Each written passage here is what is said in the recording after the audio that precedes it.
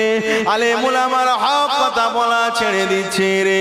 যদি এমন করে হক কথাগুলো যদি বলি আর সমাজের মানুষেরা যদি দাওয়াত না দেয়, হক কথাগুলো যদি বলি রাস্তাঘাটে ধরে যদি মেরে দেয়, সেই জন্য হকগুলোকে তারা বলা ছেড়ে দিচ্ছে। এই যুবকেরা তরুণেরা আজকাল ম্যাক্সিমাম আলেমেরা লা ইলাহা ইল্লাল্লাহ মুহাম্মাদুর রাসূলুল্লাহ ব্যাখ্যা তারা জানে না রে। জানার পরে অনেকে তারা ভুল ব্যাখ্যা করছে, তারা নিজের স্বার্থে ব্যক্তিগত স্বার্থে তারা ভুল ব্যাখ্যা করেছে।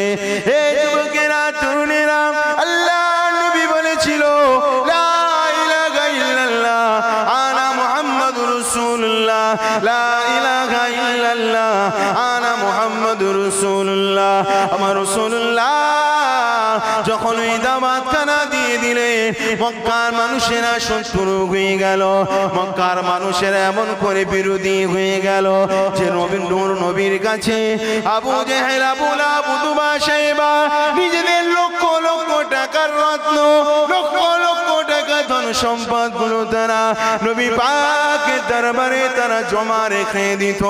আজ ওই সমস্ত মানুষেরা যারা রাসূলুল্লাহকে আল আমিন সত্যবাদী বলে যারা মানত, তারা আজ রাসূলুল্লাহ শত্রু হয়ে গেল। এই যুবকেরা তরুণেরা সাহাবীরা দাওয়াত দিয়েছে তোমরা পড়ে নাও লা ইলাহা ইল্লাল্লাহ, তাহলে তোমরা জান্নাতি হয়ে যাবে, তাহলে তোমরা কামিয়াবি হয়ে যাবে। আমার রাসূলুল্লাহ লা ইলাহা ইল্লাল্লাহ মুহাম্মাদুর রাসূলুল্লাহ দাওয়াত দিয়ে রাসূলুল্লাহ মার খেয়েছে। আজ আমরা হুজুরেরা ওই লা ইলাহা ইল্লাল্লাহ মুহাম্মাদুর রাসূলুল্লাহ দাওয়াত দিয়ে আজ আমরা টাকা খাই, মুরগির রান খাই। এই ঠিক না বেটা? অসুবিধা হচ্ছে নাকি? সাহাবীরা লা ইলাহা ইল্লাল্লাহ দাওয়াত দিয়ে, আমার নবী লা ইলাহা ইল্লাল্লাহ দাওয়াত দিয়ে মার খেয়েছে, আর আমরা লা ইলাহা ইল্লাল্লাহ দাওয়াত দেই যেন পকেটে দুটো পয়সা বেশি আসে, একটু যেন রান খেতে পারি বেশি, একটু যেন নাস্তা পানি খেতে পারে বেশি, একটু যেন লোক হুজুর হুজুর করে বেশি। ঠিক না বেটি? আর আমার নবী লা ইলাহা ইল্লাল্লাহর দাওয়াত দিয়েছে, রক্ত ঝরেছে। ঠিক না বেটি? আর আমরাও লা ইলাহা ইল্লাল্লাহর দাওয়াত দেই, হুজুরের আবার লা ইলাহা ইল্লাল্লাহর দাওয়াত দিয়ে হুজুরের আবার এখন মোটামুটি সবকিছু ঝেড়ে খেয়ে নিচ্ছে। ঠিক না বেটি? আসেন বা ফিরানো জোয়ান তরুণেরা, আপনি যদি কষ্ট পান আজ আমার কিছু বলার নাই রে। আজ থেকে ১৫০০ বছর আগে মুহাম্মাদুর রাসূলুল্লাহ যে লা ইলাহা ইল্লাল্লাহর কথা বলেছিল রে, আজ লা ইলাহা ইল্লাল্লাহ শব্দে আছে ঠিকই, বাস্তবে নাই। শুধু শব্দেই আছে লা ইলাহা ইল্লাল্লাহ, কিন্তু বাস্তবে আছে?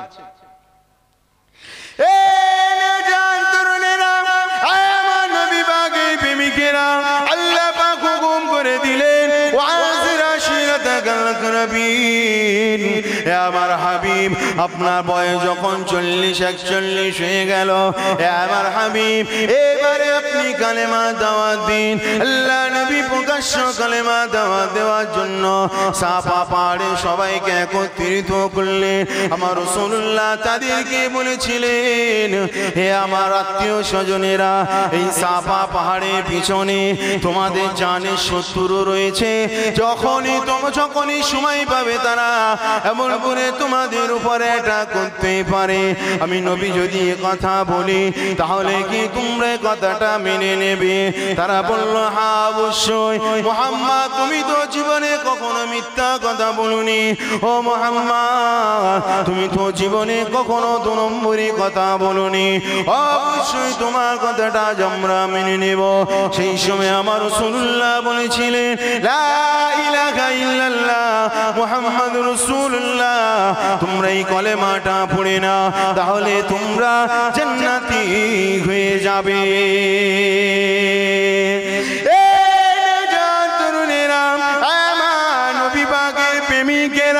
আল্লাহ নবী লা ইলাহা ইল্লাল্লাহ পড়েছে, আর ওই পাশ থেকে আমার রাসূলুল্লাহর চাচা আবু লাহাব দুই হাতে দুটো পাথর নিয়ে আমার রাসূলুল্লাহ দিকে ছুঁড়ে মেরেছে আর বলেছে তাব্বালাকা সাইরাল ইয়াউমি আলিহাযা জামাতানা ইয়া মুহাম্মদ, হে মুহাম্মদ তুমি এই জন্যই বুঝি আমাদেরকে ডাক দিয়েছো, তুমি ধ্বংস হও, বরবাদ হও, তোমার মুখটা কালা গো।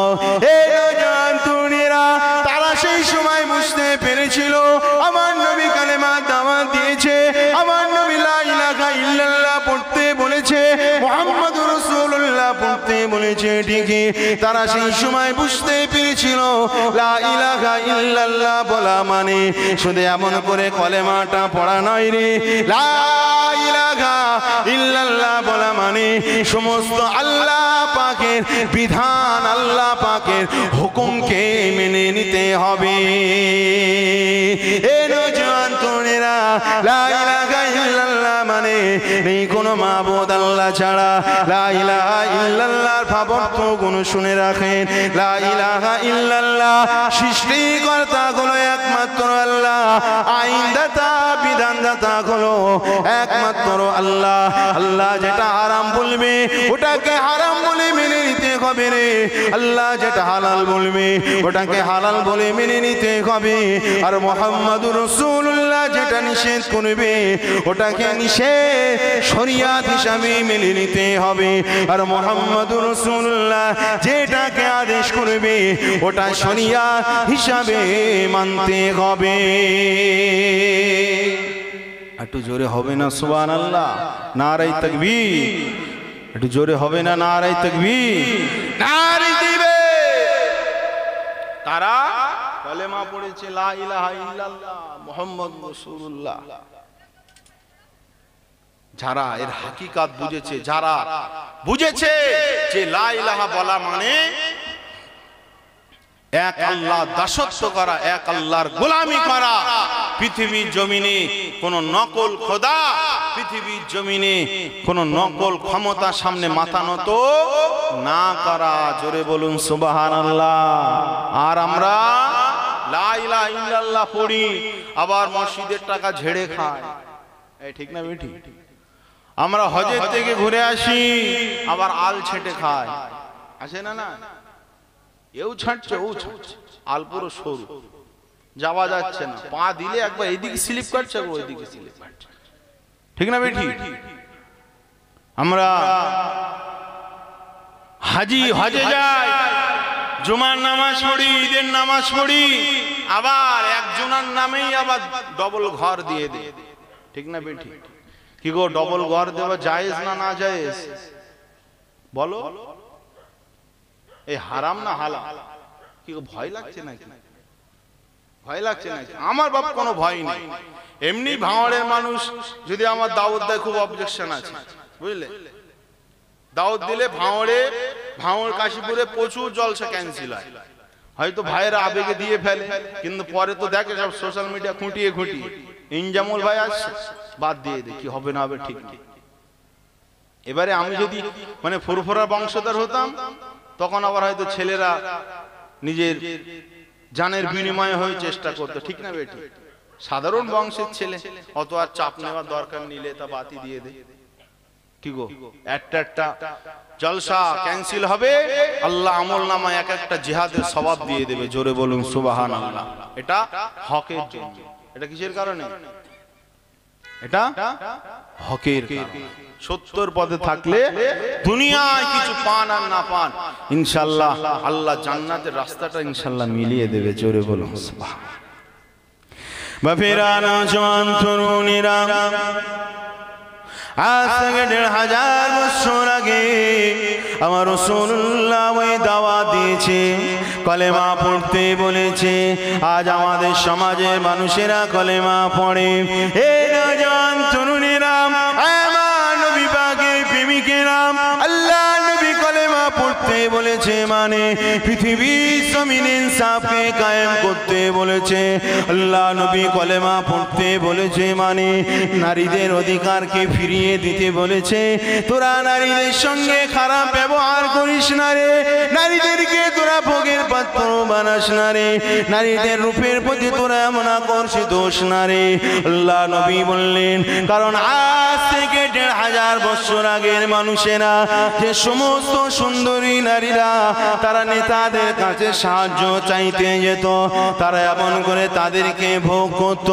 সেই সময় মেলাঘাটে নারী বিক্রি হতো, দাস দাসী বিক্রি হতো, তাদেরকে তারা টাকা দিয়ে পয়সা দিয়ে তারা খরিদ করে নিয়ে চলে যেত যুবক। সেই সময় তাদের উপরে জুলুম অত্যাচার করত। আজ যদি তাদেরকে মেরে দিত, পৃথিবীর জমিনে কোনো বিচার হতো না। আমার নবী পাক পৃথিবীর জমিনে আসার পরে নারীদের অধিকার কে ফিরিয়ে দিয়েছে।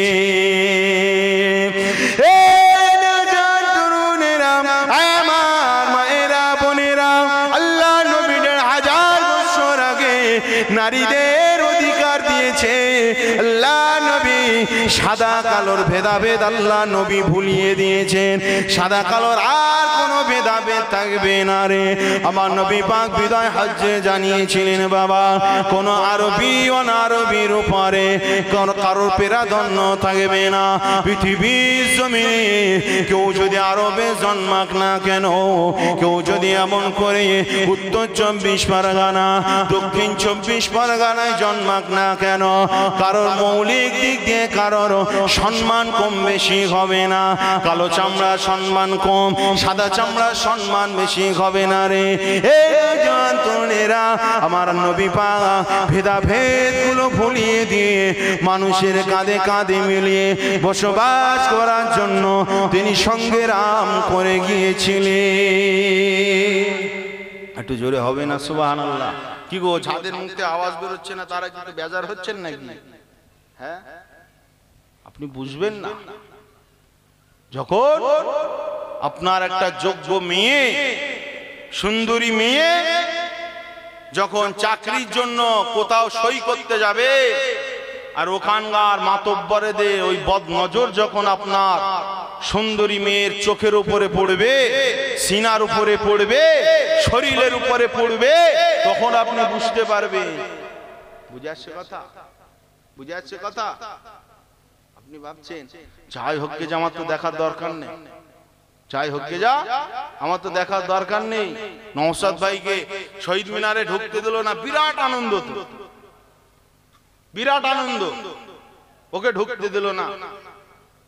পাগলা মানুষ, হারাম খায়, হারামখোর মানুষ দেখেছি, কিন্তু মানুষের শরীরের রক্ত গোশত সবচেয়ে মানে দুর্গন্ধ জাহান্নামী হারামের রক্ত চলাচল করে, এত মিশে যায় দেখা যায় না। শহীদ মিনারে ঢুকতে দেয়নি, খুব আনন্দ হয়েছে। কেন আইসেপ করে?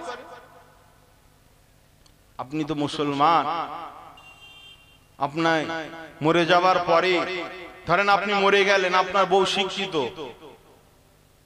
আর এখন কাজ নেওয়ার জন্য ধরেন পঞ্চায়েতে ছুটেছে, যদি আপনার বউর সঙ্গে যদি নোংরা কাজ হয় কি করবে? এবার এইসব বাস্তব ঘটনা রে। হয়তো টাকার জন্য সোশ্যাল মিডিয়ায় সব আসে না রে। গরিবরা অন্যায় করলে সোশ্যাল মিডিয়া ভাইরাল হয়ে যায়, আর ধনীরা অন্যায় করলে কি হয়? চাপা পড়ে যায়। বুঝে আসছে কথা? কদিন আগে আপনার চণ্ডীগড়ে 22 বছরের একজন যুবতী মেয়ে, নাম তার নেশা, একটা হিন্দু ছেলের সঙ্গে প্রেম করত, শারীরিক সম্পর্ক করে, নোংরা কাজ করে সে ওই মেয়েটাকে খুন করে দিয়েছে। ও এখন কাদের কাছে সেফটি? বিজেপির কাছে সেফটি, মানে আরএসএস সংগঠন, ওই সংগঠনের কাছে সে এখন সেফটি আছে। কি বুঝলে? কালকে রে আপনি যাকে ক্ষমতাশালী মনে করে বাদ বাকি লোকেদের গালি দিচ্ছেন, কালকে যদি বিজেপি আসে আপনার মেয়ের সঙ্গে যদি কুকর্ম করে, এই বাবাদেরকে কাছে পাবেন তো? তখন ইনসাফ পাবেন তো? বুঝতে হবে, ঈমান মজবুত করতে হবে। যার ঈমান পৃথিবীর জমিনে, যাদের এমন করে মিসাইল রয়েছে পৃথিবীর জমিনে, এমন করে যত বড় বড় পাওয়ারশালী গান, পাওয়ারশালী বন্দুক, পাওয়ারফুল বোমা থাকুক না কেন, সব থেকে পাওয়ারফুল জিনিস হলো মানুষের অন্তরের ঈমান। জোরে বলুন সুবহানাল্লাহ। আর ঈমান হলো নূর নবী মুহাম্মদুর রাসূলুল্লাহ। জোরে বলুন সুবহান। বাপেরা, নওজোয়ান, তরুণেরা, হে নবী পাকের প্রেমিকেরা, পৃথিবীর জমিনে নবী নবী করলে শুধু হবে না রে। নবী যেটা বলেছে, মা তাকুমুর রাসূলু ফাখুযুহু ওয়া মা নাহাকুম আনহু ফান্তাহু। আমার নবী যেটা বলেছে, হে যুবকেরা, তোমরা সেটাকে মেনে নেবে।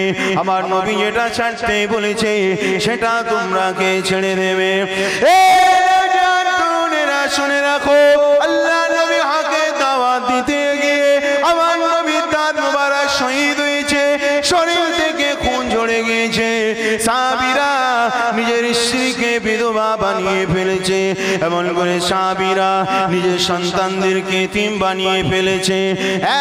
একমাত্র হক সত্যটাকে মানুষের কাছে পৌঁছে দেওয়ার জন্য এই যুবকেরা, তরুণেরা, আমার মতো চিস্তের হাজার জান চলে গেল, ইসলামের হয়তো উপকার হবে না রে যুবক।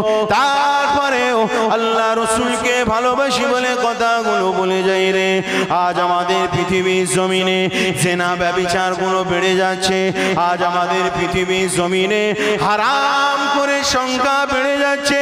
এই নওজোয়ান তরুণেরা, আজ আমি ইসলামের জলসা দিব, নবী নবী নবীর কথা বলবো, কোরআনের কথা বলবো, হাদিসের কথা বলবো রে। আজ আমাদের জলসায় বাধা দেওয়া হয় যুবক, কিন্তু রাস্তা ধারেতে রেস্টুরেন্টের নামে যে বারগুলো খোলা হয় রে, সেখানে কোনো বাধা দেওয়া হয় না। এই যুবকেরা, তরুণেরা, রাস্তা ধারে যে পতিতালয়গুলো খোলা হয় রে, সেখানে কখনো বাধা দেওয়া হয় না। রাস্তা ধারে যে মদের দোকানগুলো খোলা হয় রে, সেখানে বাধা দেওয়া হয় না রে যুবক। কান খাড়া করে শুনে রেখে দাও, ওই হারাম টাকা তারা তাদের কাছ থেকে ট্যাক্স নেয়, মদের দোকানদারের কাছ থেকে ট্যাক্স নেয়, এমন করে দেহ ব্যবসায়ী মহিলাদের কাছ থেকে ট্যাক্স নেয়, এমন করে বাজারের থেকে তারা ট্যাক্স নেয়। এই নওজোয়ান তরুণেরা, আপনি যদি ইসলামের জলসা দেন, ইনসাফের কথা যদি আপনি বলেন, মদের বিরুদ্ধে যদি আপনি বলেন, চিটিংবাজির বিরুদ্ধে যদি আপনি বলেন, আপনি যদি এমন করে কোরআন হাদিসে যারা বিরোধী তাদের বিরুদ্ধে যদি আপনি কথা বলেন, মানুষ তখন সেটা উল্টো ব্যাখ্যা করতে লাগে রে। যখন হক কথা বলবো, ওটা হলো শ্রেষ্ঠ নীতি, আর ওই নীতিটা হলো মুহাম্মদুর রাসূলুল্লাহ। আর দুর্নীতির কথা যখন বলবো, তারা বাধা দিয়ে বলবে, হুজুর রাজনীতির কথা চলবে না। আমাদের ইমানি একটা পরীক্ষা হয়, হয় না? পৃথিবীতে যদি আপনার শুধুই যদি পৃথিবীর জমিনে শুধুই যদি ভালো কাজ হতো আর মেহফিলে যদি মানুষ না আসতো, তাহলে এটার ইমানি পরীক্ষা থাকতো না, বুঝলে? কিন্তু পৃথিবীতে দুইটা রাস্তা রয়েছে। একটা হলো শয়তানের রাস্তা, কি বললাম? শয়তানের রাস্তা। আর একটা হলো রহমানের রাস্তা, আমার আল্লাহর রাস্তা, যেটা আমরা আরবিতে বুঝি হিজবুশ শয়তান, শয়তানের দল, এবং হিজবুল্লাহ, আল্লাহর দল। তো যখন গায়ের কম বেদুইনেরা, শুধু তাই নয়, আমাদের কিছু জাত ভাই মুসলিমরাও, মুসলিম নামের কলঙ্ক, যারা মানুষকে খুশি করার নামে যারা আপনার ফাংশন দেয়, যারা সিনেমার আসন বসায়, কি গো, ওখানে মানুষকে ডাকতে হয়, ডাকতে হয়। যেখানে মদের দোকান বসায়, মদের দোকানদারকে কি অ্যাডভার্টাইজ করতে হয়? অ্যাডভার্টাইজ করতে হয়? করতে হয় না।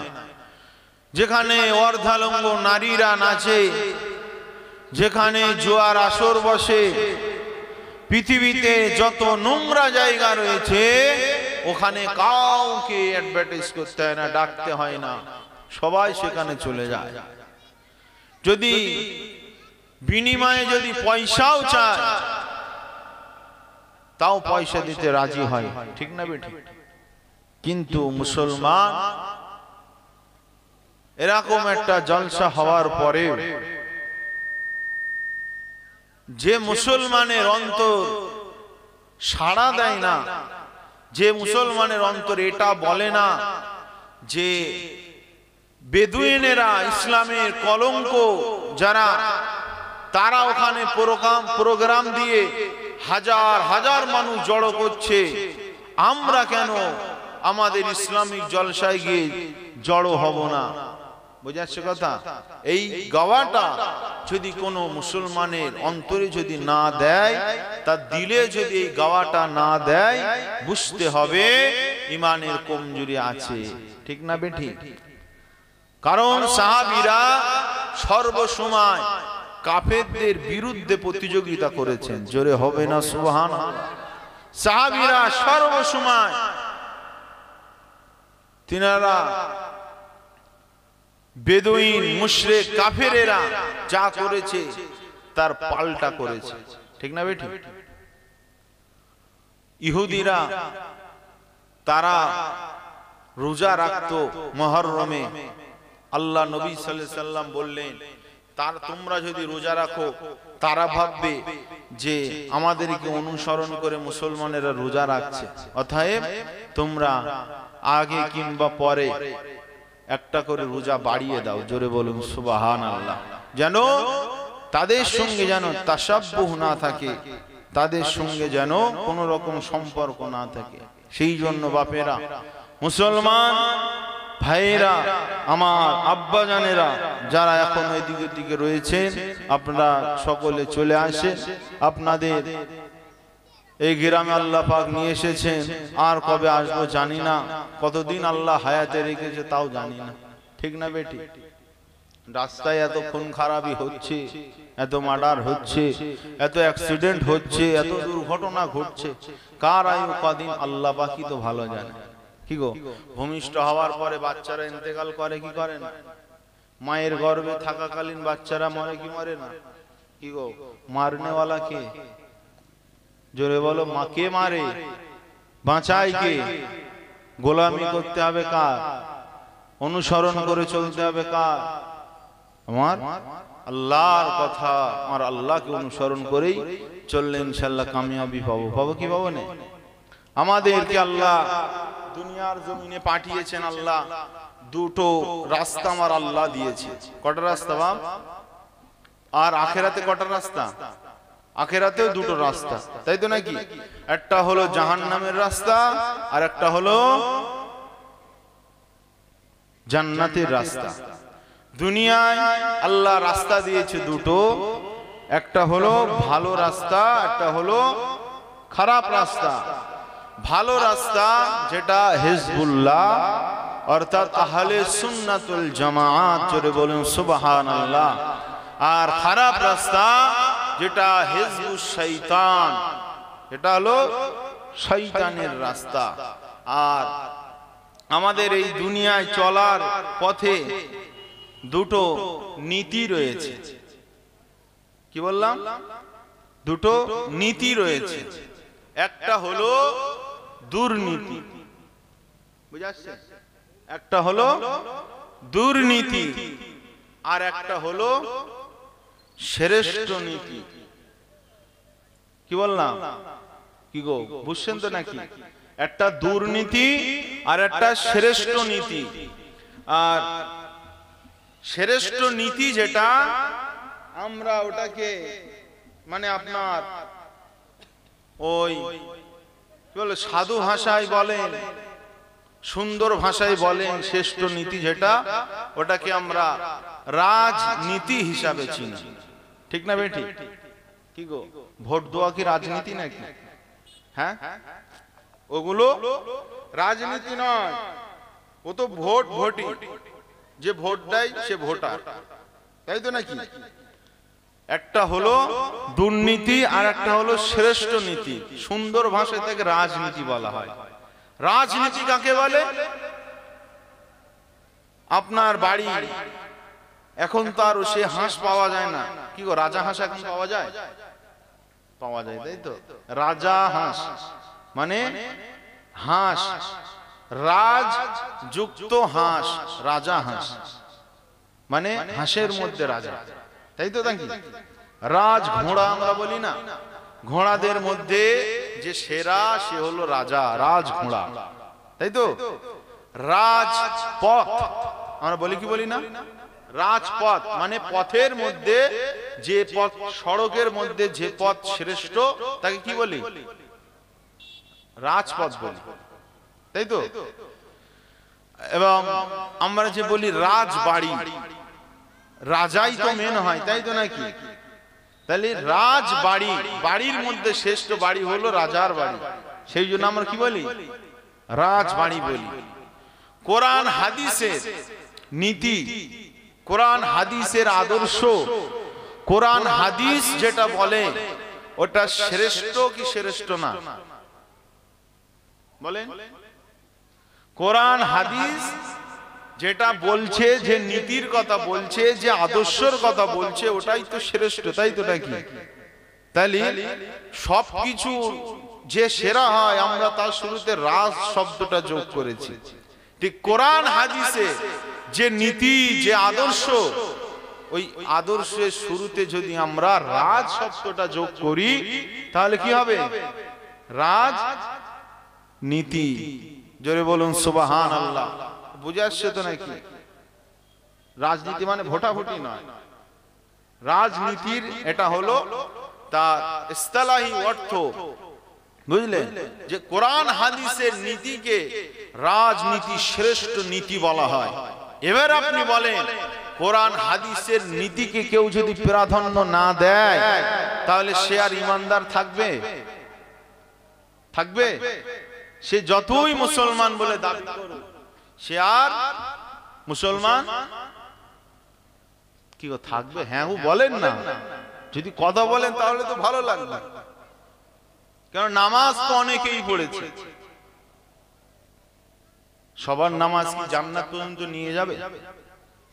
নীতি হতে হবে রাসূলুল্লাহর নীতি, আর ওইটাই হলো রাজনীতি। দুনিয়ায় যত নীতি রয়েছে সব থেকে শ্রেষ্ঠ নীতি হলো রাজনীতি, কোরআন হাদিসের নীতি। জোরে বলুন সুবহানাল্লাহ। যদি আমরা অন্তরে যদি না বিশ্বাস করি তাহলে আমাদের নামটা মুনাফিকের খাতায় পড়ে যাবে, ঠিক না বেটি? অন্তরটা আমাদের ঠিক করতে হবে, রাসূলুল্লাহর দিকে নিয়ে যেতে হবে। বাপেরা, নওজোয়ান তরুণেরা, আল্লাহ নবী সাহাবীরা আমার রাসূলুল্লাহকে ভালোবেসেছিলেন। আর যারা মুনাফিকেরা ছিল তারাও বলতো আমরা রাসূলুল্লাহকে ভালোবাসি। এ নওজোয়ান তরুণেরা, আমার আব্বা জানেরা, মায়েরা, বোনেরা, আল্লাহ নবী সাহাবী আবু বকর হুজুর নামাজ পড়েছেন এবং আব্দুল্লাহ ইবনে উবাই সেও নামাজ পড়েছে। আবু বকর হুজুর রোজা রেখেছে, আব্দুল্লাহ ইবনে উবাই সেও রোজা রেখেছে। আল্লাহ নবী সাহাবী আবু বকর তিনি হজ করেছেন, আব্দুল্লাহ ইবনে উবাই সেও হজ করেছে। আবু বকর হুজুর তিনি দ্বীনের রাস্তায় চলেছেন, তিনি এমন করে মানুষকে সাহায্য সহযোগিতা করেছেন। এইদিকে আব্দুল্লাহ ইবনে উবাই সেও সাহায্য সহযোগিতা করেছে। এই যুবকেরা, তরুণেরা, কিন্তু দুনিয়া জমিনে আবু বকর হুজুর জান্নাতের সার্টিফিকেট পেয়ে গেল, আবু বকর হুজুর জান্নাতি হয়ে গেল, কিন্তু আব্দুল্লাহ ইবনে উবাই তার নামটা মুনাফিকের খাতায় পড়ে গিয়েছে। কেন যুবক শুনে রেখে দাও, আবু বকর হুজুর নামাজ পড়তো ঠিকই, আবু বকর হুজুর রাসূলুল্লাহর পিছনে নামাজ পড়তেন ঠিকই, আবু বকর হুজুর রোজা রাখতেন ঠিকই, আবু বকর হুজুর হজ করতেন ঠিকই, আবু বকর হুজুর জিহাদে যেতেন ঠিকই, কিন্তু আবু বকর হুজুরের সিনায় আমার রাসূলুল্লাহর প্রেম ছিল। আর জোরে বলুন সুবহানাল্লাহ। এই নওজোয়ান তরুণেরা, আর এইদিকে আব্দুল্লাহ ইবনে উবাই সেও তো জিহাদে গিয়েছিল, সেও তো নামাজ পড়েছিল, সেও তো রোজা রেখেছিল, তারপরেও কেন সে মুনাফিক হয়ে গেল, তারপরেও কেন সে জাহান্নামী হয়ে গেল? সে তো আমার রাসূলুল্লাহর পিছনে নামাজ পড়েছিল, আমার রাসূলুল্লাহ নামাজের ইমামতিতে দাঁড়িয়ে গিয়েছে, আব্দুল্লাহ ইবনে উবাই সে পিছনে দাঁড়িয়েছে, কিন্তু সে মুনাফিক কি করে হলো? এ যুবকেরা, তরুণেরা, সে সব কিছু করেছিল ঠিকই, কিন্তু তার অন্তরে আমার রাসূলুল্লাহর জায়গা দিতে পারেনি। সব করেছে, আমার রাসূলুল্লাহ জায়গা দিতে পারেনি বলে মুনাফিক হয়ে গিয়েছে। কিসের জায়গা দেয়নি? আমার রাসূলুল্লাহর অনেক কথা তারা মানত, কিন্তু যে সমস্ত কথাগুলো তাদের মনের বিরুদ্ধে যেত, ওই কথাগুলোকে তারা ছেড়ে দিত। বুঝাচ্ছে কথা? ওই কথাকে তারা অপছন্দ করত। কি গো, আমাদের সমাজের অনেক মুসলমান আছে না নাই, যে অনেক সবকিছুই বলবে মানি মানি, নবী নবী করি, কিন্তু রাসূলুল্লাহ কিছু নীতি আদর্শের কথা, 2 নম্বরই জোচ্চুরি ফেরেববাজির কথা বললে অনেকের অপছন্দ হয় কি হয়নি? এটা কিসের লক্ষণ? মুনাফিকের লক্ষণ। সিনায় মোহাম্মদ রাখতে হবে, তাহলে তোমার নবী বলা, তোমার ইবাদত কর আল্লাহর দরবারে কবুল হয়ে যাবে।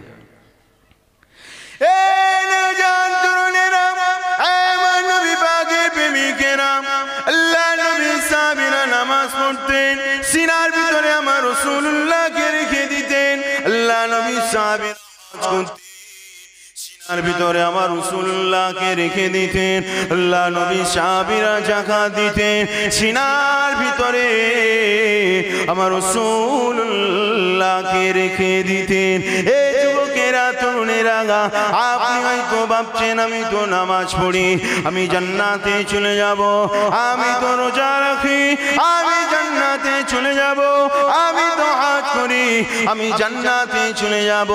না রে যুবক, শুনে রেখে দাও, নামাজ রোজা হজ যাই করো না কেন, ওটা জান্নাতে নিয়ে যাবার মাপকাঠি নয় রে।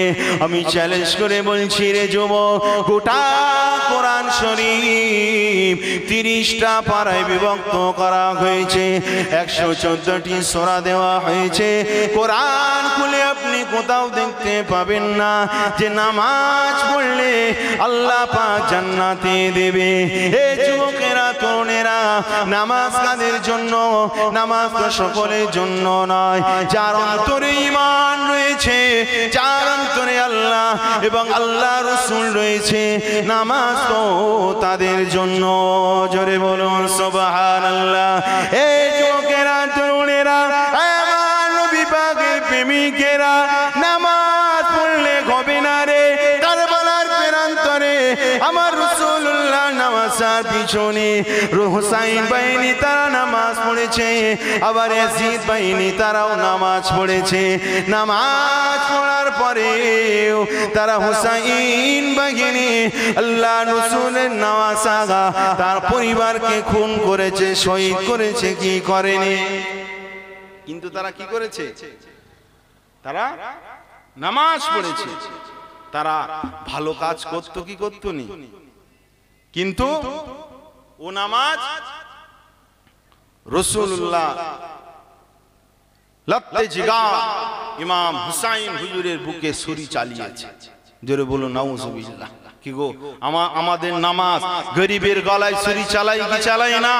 আমাদের নামাজ বিধবাদের ভোগ করার ছুরি চালাই কি চালাই না? আমাদের নামাজ গরিব অসহায়কে লুটে নেবার ছুরি চালাই কি চালাই না? আমাদের নামাজ যারা ইসলামের পথে চলে তাদের পথ রুখার জন্য ছুরি চালাই কি চালাই না? এই ঠিক বলছি না বেঠিক বলছি? বুঝতে হবে, শুধু হাও হাও করে চিল্লালে হবে না, ঝড়ের বেগে শুধু ছুটলেই হবে না। ওই আব্দুল্লাহ ইবনে উবাই ওহদের যুদ্ধে 300 জন মানুষকে ওহদের যুদ্ধে হাজির অবস্থান রাসূলুল্লাহ সাল্লাল্লাহু আলাইহি ওয়াসাল্লাম এবং সাহাবীরা, আর আব্দুল্লাহ ইবনে উবাই 300 জনকে নিয়ে ওই যুদ্ধ থেকে কেটে পড়েছিল। জোরে বলুন নাউজুবিল্লাহ। মুনাফিকেরা যেখানে দেখবে এখানে সমস্যা আছে, তারা কি করবে? কেটে পড়বে। আর সাহাবী আবু তালহা ওই ওহদের যুদ্ধে ৮০ থেকে ৮২টা তীর নিজের সিনায় লাগিয়েছিল। জোরে বলুন সুবহানাল্লাহ। সেই জন্যই তো আমার আল্লাহ বলেছেন রাদিয়াল্লাহু আনহুম ওয়া রাদু আন, তারা আমার আল্লাহর উপরে রাজি, আমার আল্লাহ তাদের উপরে রাজি। জোরে বলুন সুবহানাল্লাহ। বাপেরা, নওজোয়ান তরুণেরা, এই নবী পাকের প্রেমিকেরা, নামাজ করে শুধু না পালে হবে না রে, টুপি দেখলে ছুটলে হবে না, দাড়ি দেখে ছুটলে হবে না রে। পৃথিবীর জমিনে এরকম ভাবে আমাদের ক্ষতি করার জন্য ওই আমেরিকার জমিন থেকেই বলেন আর ইহুদিদের দেশ থেকেই বলেন, আমাদের সমাজে হাজার হাজার মৌলবীকে তারা টাকা দিয়ে খরিদ করে আমাদের মাঝে ছেড়ে দিয়ে নামাজের কথা বলবে ঠিকই, রোজার কথা তারা বলবে ঠিকই, হজ করার কথা তারা বলবে ঠিকই, কিন্তু রাসূলুল্লাহর প্রেম সিনা থেকে বাগি তারা করে নেবে। ঠিক না বেটা? ও আমার নবী পাকের প্রেমিকেরা, আপনি নামাজ পড়বেন, আপনি মসজিদে সিজদা দেবেন, আপনি রুকু করবেন, ওই রুকু আল্লাহ দরবারে কবুল হবে না রে। আপনি যে সিজদাটা আপনি মারবেন, ওই সিজদাটা আপনার পাথরের উপরেই পড়বে। আপনি যে পাটির উপরে সিজদা মারবেন, ওই সিজদা ওখানেই পড়বে, তোমার কপাল ওখানেই পড়বে।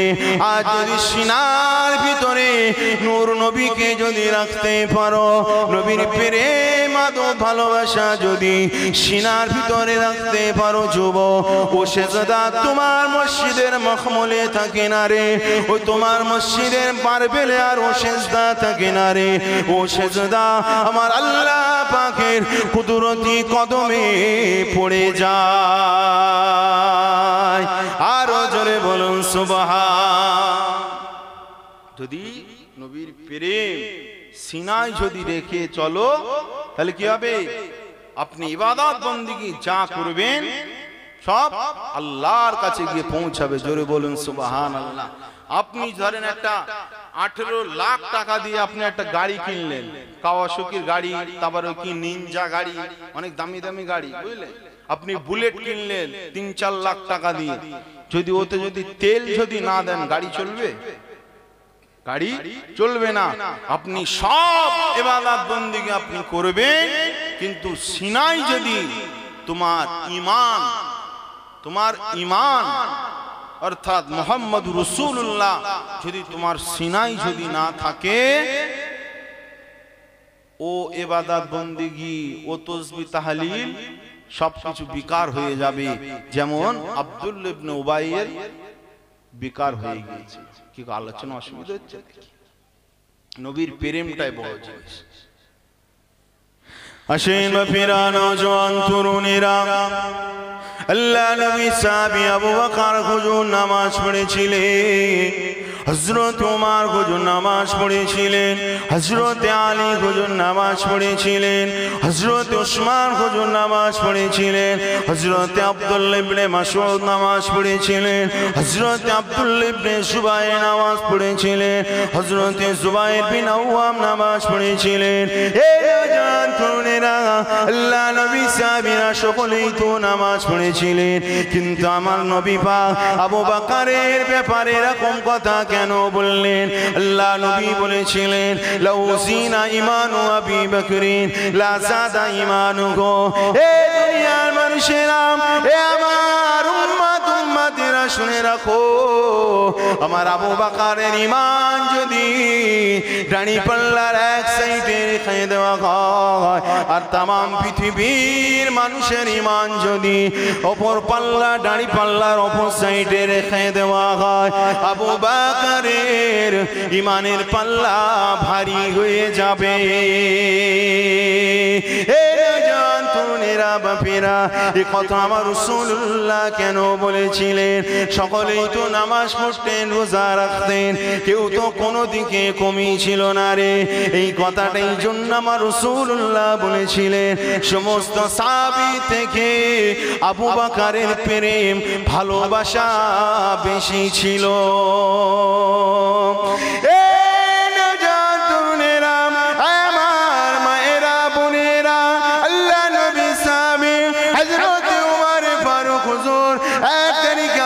বকরকে বলতে লাগলেন, ভাই আবু বকর, তোমার কাছে আমার একটা অনুরোধ, তুমি যদি তোমার জীবনের এক রাতের নেকি যদি আমাকে দিয়ে দাও, আমি উমর আমার গোটা জীবনের নেকিগুলো তোমাকে দিয়ে দেব। আবু বকর জিজ্ঞাসা করলেন, কোন রাতের নেকির কথা বলছো রে?